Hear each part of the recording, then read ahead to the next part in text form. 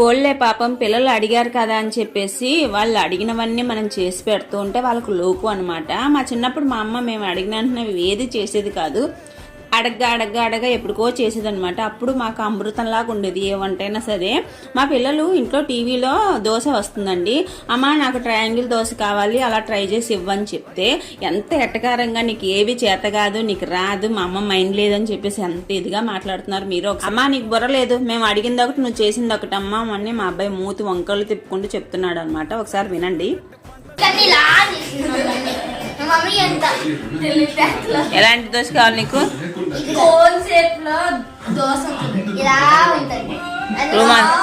Rumali దోశనా?